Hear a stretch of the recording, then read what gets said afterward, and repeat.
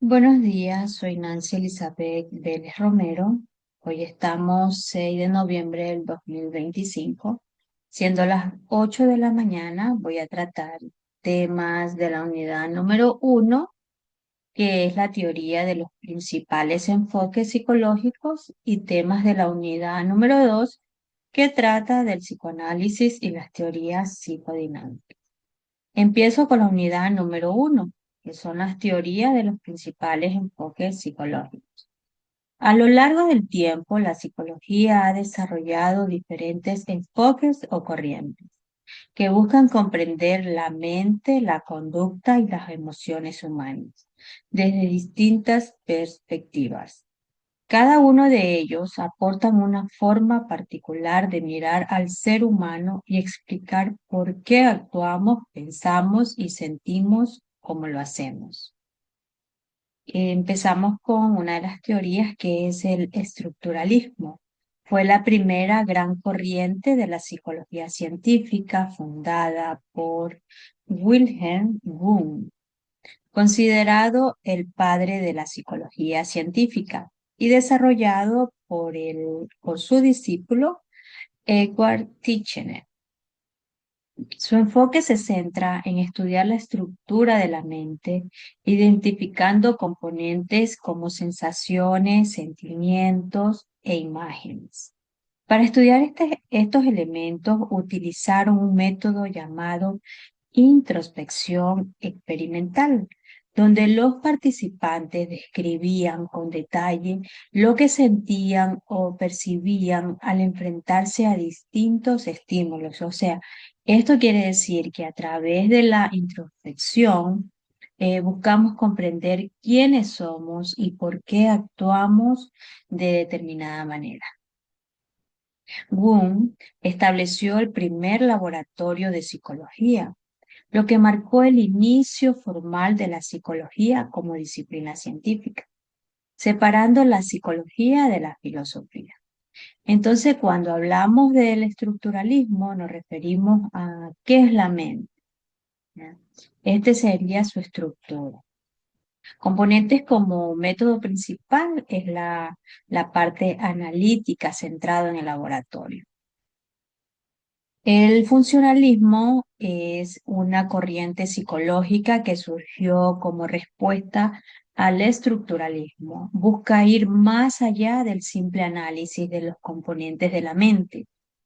Esta se centra en los procesos mentales en acción, como son la percepción, el pensamiento, la memoria y las emociones, que son vistos como mecanismos que ayudan al individuo a adaptarse al entorno, resaltando la importancia de la experiencia y la evolución. Y el funcionalismo, ¿para qué sirve la mente? Sería su función, adaptación, ¿verdad? Desde este enfoque hablamos más desde lo práctico. Por eso su método es más observacional y aplicado, usando actividades, cuestionarios o estudios de casos para entender cómo pensamos y actuamos en la vida real. Desde un punto de vista psicológico actual, podríamos decir que nos identificamos más con el enfoque funcionalista, ya que la psicología moderna busca aplicar el conocimiento a situaciones reales, comprender cómo las personas aprenden, se adaptan, cambian y se desarrollan en distintos contextos. Ahora hablaremos de la psicología del acto. Nació como una crítica al estructuralismo, que veía la mente como una suma de contenidos o elementos. Su fundador, el filósofo austriaco Frank Brentano, propuso una visión más dinámica. La mente no es un conjunto de cosas que tenemos dentro, sino una actividad que hacemos. Brentano planteó que la esencia de la vida mental está en sus actos intencionales: percibir, imaginar, recordar, juzgar. Todos estos procesos tienen una dirección o intención, es decir, siempre están orientados hacia algo, hacia un objeto, una idea, una imagen, un recuerdo, ya sea real o imaginario. Entonces, por ejemplo, imaginemos que Nancy está mirando una fotografía antigua de su familia. Mientras la observa, recuerda el día en que fue tomada, imagina los sonidos de las risas y siente una mezcla de sentimientos, ¿no? De nostalgia, alegría. ¿Ya? Entonces, desde la psicología del acto, lo importante no es la foto en sí, ni las sensaciones que provoca, sino el acto mental que Nancy realiza. Por ejemplo, el recordar, el imaginar, el dirigir su mente hacia un momento pasado. Cada uno de estos procesos tiene intencionalidad, porque su mente se orienta hacia un objeto o contenido específico, el recuerdo de su día familiar, ¿verdad? Entonces, para Bretano, lo central no es qué hay en la mente, sino hacia qué se dirige la mente cuando piensa, imagina o recuerda. Por eso en la vida cotidiana, cada vez que pensamos, eh, cada vez que prestamos atención, deseamos, recordamos o juzgamos algo, estamos realizando un acto mental intencional. En cuanto al enfoque histórico-cultural, este enfoque histórico-cultural creado por Vygotsky fue una manera nueva de entender el desarrollo psicológico. Él nos recuerda que nadie se desarrolla solo, porque cada pensamiento, palabra o aprendizaje lo adquirimos a través de las personas y el entorno que nos rodea. Desde la infancia, el lenguaje y los símbolos culturales no solo nos permiten comunicarnos, sino que también nos enseñan a pensar, a entender el mundo y a construirnos como seres sociales. Cuando un niño aprende a hablar, a escribir, a resolver un problema con la ayuda de otro, no solo está adquiriendo una habilidad, está formando su mente en diálogo con los demás. Vygotsky nos invita a ver el aprendizaje como un acto profundamente humano, donde la interacción, la empatía y la colaboración son motores del desarrollo. En terapia, el psicólogo también aplica este enfoque cuando ayuda al paciente a reconstruir el sentido de sus experiencias a través del diálogo. El terapeuta funciona como mediador, utilizando el lenguaje y la reflexión compartida para que la persona tome conciencia de sus emociones, las reorganice y pueda regenerar nuevas formas de afrontamiento. Cada conversación, experiencia y símbolo cultural que compartimos deja huellas en nuestra manera de pensar, sentir y actuar. En definitiva, podemos decir que este enfoque histórico-cultural presenta una conexión esencial entre la mente, la cultura y el desarrollo social, ¿no? En la unidad número 2, lo que es el psicoanálisis y las teorías psicodinámicas, bueno, podemos decir que hablar del psicoanálisis es hablar de una mirada profunda hacia lo que se dice pero se siente, hacia lo que no se dice, pero que se siente. Vamos a hablar del psicoanálisis desde un enfoque ortodoxo. ortodoxo. El psicoanálisis ortodoxo es fundado por Sigmund Freud. Él entendía que los conflictos internos, deseos reprimidos y experiencias infantiles influyen en la personalidad, así como en los sueños, los actos fallidos y los síntomas psicológicos. El objetivo de este estudio se centra en el inconsciente y sus manifestaciones. Bueno, manifestaciones que se revelan en diversas formas. Pueden ser a través de los sueños, laxus, síntomas neuróticos o patrones repetitivos de conducta. En este enfoque nos damos cuenta que muchas veces debajo de nuestras palabras, gestos y decisiones aparentemente racionales existe un mundo oculto, que es el inconsciente. En este espacio interno es donde guardamos deseos, miedos, culpas, eh, conflictos reprimidos que sin darnos cuenta se van activando y dirigen gran parte de nuestra vida emocional. Detrás de lo que recordamos existe un universo de experiencias reprimidas, muchas veces ligadas a la infancia. Un adulto que teme el rechazo, por ejemplo, puede estar reviviendo sin saberlo el dolor de no haber sido escuchado o comprendido en su niñez.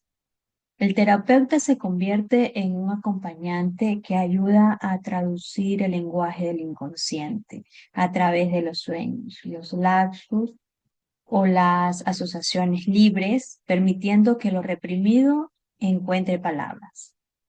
Como nos decía Freud, hablar es sanar.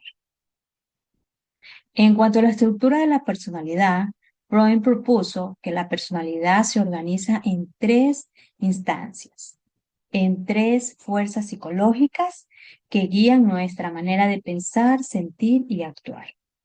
El- Empezamos con el ello. El ello es la parte impulsiva, emocional y primitiva. El ello no piensa en las consecuencias, solo busca placer, satisfacción y alivio inmediato. Por ejemplo, imagina que estás a dieta, pero que ves tu postre favorito. Entonces una voz dentro de ti te dice, cómetelo. Cómetelo, eso se ve muy rico, no te va a hacer daño. Esa voz es el ello. No le interesan las consecuencias, si, si rompes la dieta, si te engordas, si te hace daño. Solo quiere sentir placer. El ello es también la fuente de nuestros deseos, pasiones, instintos y emociones intensas, la rabia, el amor, la envidia, el deseo, el miedo. El yo es la parte racional, equilibrada y consciente de nosotros. Por ejemplo, continuamos con el mismo ejemplo del postre, ¿no? El yo te podría decir, ok, cómete un pedacito, luego caminas, ¿sí, no? Entonces ahí el yo es consciente, no se deja llevar del todo por el impulso como el ello. Busca una solución realista y saludable. Y el super yo representa la conciencia moral y ética. Su función es controlar los impulsos de ley. Representa la voz interior de la conciencia formada por los valores, la educación, la religión y las normas sociales. En el mismo caso, en el mismo ejemplo del postre, otra voz nos dice, no, no deberías comerlo, rompiste la dieta, no tienes fuerza de voluntad. Esa voz es el super yo. Entonces, cuando el ello domina, actuamos sin pensar. Cuando el super yo domina, vivimos con culpa o ansiedad. Pero cuando el yo logra equilibrio, vivimos en armonía interna. Ahora vamos a hablar sobre las técnicas principales que desarrolló Freud para explorar el inconsciente. Ya entre ellas tenemos la asociación libre, que el paciente expresa pensamientos, sentimientos y recuerdos sin censura, permitiendo que emerjan contenidos inconscientes. Luego tenemos el análisis de sueños, considerados el camino real hacia el inconsciente. Permite interpretar símbolos y deseos reprimidos que se manifiestan en los sueños. La interpretación de los actos fallidos son los laxus, errores aparentemente insignificantes, olvidos o palabras equivocadas, revelan conflictos inconscientes subyacentes. Cada técnica que desarrolló Freud fue un intento de ayudar a las personas a poner en palabras aquellos que duele, pero que no se puede decir fácilmente. En la técnica de la asociación libre, el paciente habla sin censura. No hay un orden ni un tema específico. Trata de decir todo lo que venga a la mente, incluso si parece absurdo, vergonzoso o sin importancia. Freud descubrió que cuando una persona se atreve a hablar sin miedo al juicio, las palabras comienzan a revelar emociones escondidas, recuerdos reprimidos o conflictos internos que habían quedado atrapados en el inconsciente. Pienso que la asociación libre es un acto de valentía, porque hablar libremente no es solo contar cosas, es permitir que lo profundo salga a la superficie, que la mente se escuche a sí misma y claro, cómo no, que el terapeuta también te acompañe sin jugar, ¿no? Sin juzgar. Bueno, en esta técnica que habla que esta técnica que es la asociación libre, bueno, en lo personal, mm, es algo que voy a tener que poner en práctica, ¿no? Porque hace 10 meses presencié el asesinato de mi esposo, entonces todos esos recuerdos he tratado de bloquearlos, no los traigo a mi mente, y si llegan trato de bloquearlo, trato de no hablar, entonces son recuerdos reprimidos, ¿no? Es lo que emociones que uno trata de esconder y es una técnica que tener que poner en práctica, hablar más, hablar y sacar todo eso que tengo, que trato de bloquear, tratarlo de sacarlo del inconsciente, ¿no? Que lo tengo atrapado ahí porque yo mismo lo bloqueo y, y bueno, ¿no? Es una técnica que tengo que poner en práctica, la asociación libre, en cuanto a lo personal. Esta técnica es precisa para trabajar desde el psicoanálisis. Las ventajas de estas técnicas es que son a largo plazo, se centra especialmente en el pasado, poco en el entorno actual. Estas técnicas no son simples métodos clínicos, son formas de encuentro humano, escuchar, hablar, soñar y equivocarse se convierten en caminos hacia una verdad interior más profunda. Hablaremos de disidentes del psicoanálisis. En términos de disidentes del psicoanálisis, tenemos a Carlos Jung, que introdujo la psicología analítica, Alfred Adler, que enfocó su teoría en el sentimiento de inferioridad y en el afán de superación. Tenemos a Karen Horney, aportó una perspectiva culturalista que abordó la ansiedad y el entorno social. A Eric Fromm desarrolló un enfoque humanista y culturalista que destacó las necesidades existenciales y la alineación. Entonces, en cuanto a Carlos Jung, tiene su enfoque en la psicología analítica.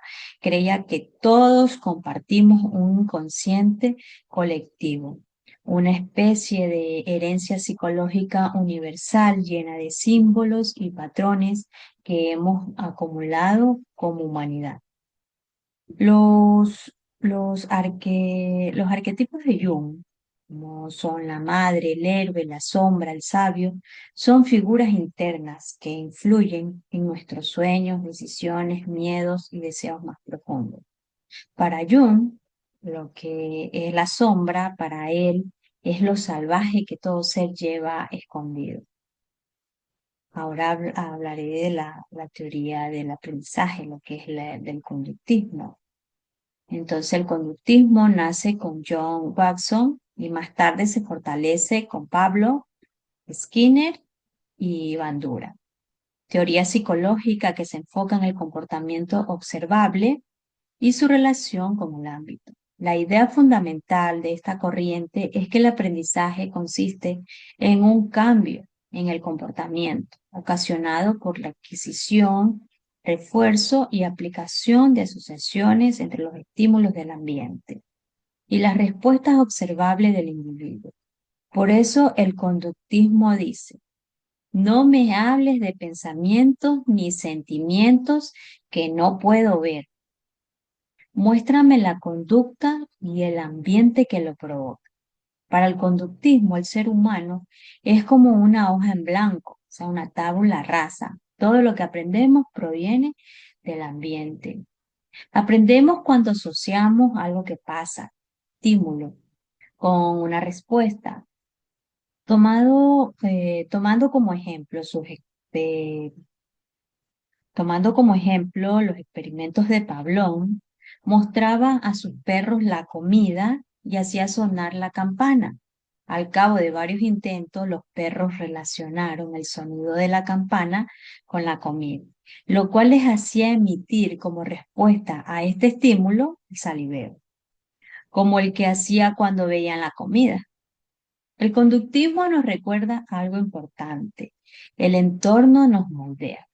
Un niño no nace agresivo o amable, sino que aprende estas conductas según cómo lo traten, qué recompensas o castigo reciba y qué modelos observe en casa o en la escuela. El aprendizaje ocurre cuando una conducta se asocia a un estímulo o a una consecuencia. No importa tanto lo que la persona piensa o siente, sino cómo reacciona ante su entorno. O, por ejemplo, otro ejemplo, ¿no? Un niño aprende a saludar porque cada vez que lo hace recibe una sonrisa, una palabra amable, o sea, es algo positivo. También aprende a no tocar la estufa cuando está caliente porque una vez lo hizo y se quemó. Entonces ya eso ya es, a él ya le queda grabado en su mente, es una consecuencia negativa. El conductismo nos enseña que el entorno puede transformar nuestra conducta. Otra teoría es el cognitivismo. Esta corriente sostiene que el aprendizaje no se trata solo de respuestas visibles, sino de procesos mentales internos, cómo pensamos, recordamos, analizamos, comprendemos y resolvemos problemas. El cognitivismo adopta la idea de que los pensamientos influyen en las emociones y en las acciones. La mente funciona como procesador activo de información. No solo recibe estímulos, sino que los interpreta, los compara con experiencias pasadas y construye significados. Cuando una persona aprende, no solo guarda datos, los conecta con sus emociones, sus valores y su historia personal. Si una persona ve fuego por primera vez, no solo aprende que eso le va a quemar, sino que entiende el concepto del peligro, lo asocia con su experiencia y aprende a prevenir. En palabras sencillas, no podemos cambiar lo que nos pasa, pero sí podemos cambiar cómo lo interpretamos y cómo respondemos. Muchos psicólogos trabajan con estas dos teorías, desde lo cognitivo desde lo cognitivo conductual. Por último, en estas teorías observamos el aprendizaje en las expresiones verbales, los escritos y las conductas de la gente. Aprender comprende la adquisición y modificación de conocimientos, creencias, conductas, habilidades, estrategias y actitudes. Exige capacidades lingüísticas, cognitivas, motoras y sociales y adopta muchas formas.